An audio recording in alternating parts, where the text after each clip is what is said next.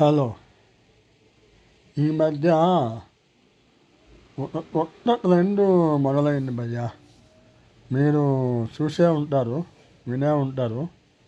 ఏంటంటే ఫలానా ఊళ్ళో, ఫలానా గుళ్ళో ఫలానా దేవత వెలిసింది, లేదా ఫలానా దేవుడు వెలిశాడు.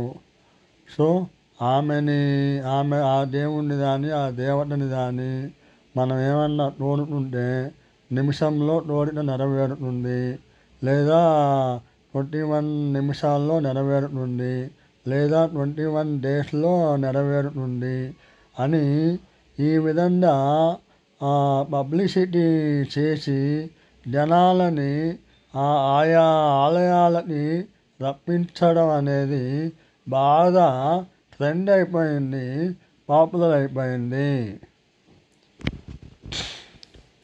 దీనివల్ల జనాలు కూడా తండోపతండాలుగా వాళ్ళు చెప్పింది విని నమ్మి పరుగున వెళ్తున్నారు.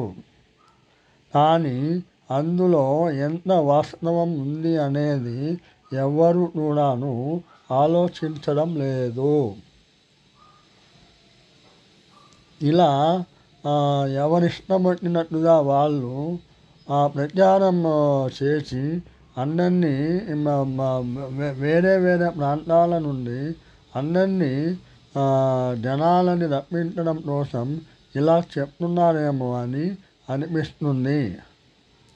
పైగా కొంతమంది చేత వీళ్ళు మా కోరికలు నెరవేరాయి అని వాళ్ళ చేత ఆ వీడియోలు చేయించి పబ్లిసిటీని ఇంత హై లెవెల్లో చూపించి జనాల్ని మభ్యపెడుతున్నారు. సరే, ఒకవేళ వీళ్ళ కొంతమందికి కోరికలు నెరవేరాయి అనుకున్నా కూడా మరి అందరికీ ఎందుకు నెరవేరటం లేదు? వేరే వాళ్ళు అనుకున్నవి ఎందుకు జరగడం లేదు?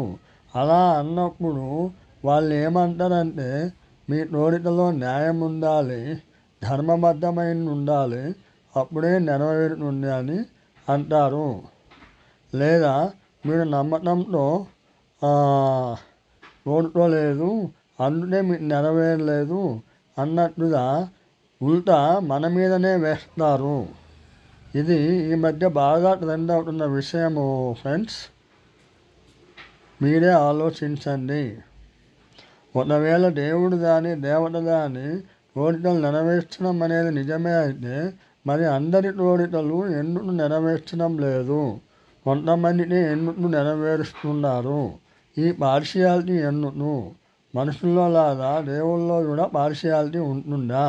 వాళ్ళ దగ్గరికి వెళ్ళి కోరుకునే వాళ్ళ అందరి కోరికలు నెరవేరాలి కదా అనేది వాళ్ళు తెలుసుకోవాల్సిన విషయము.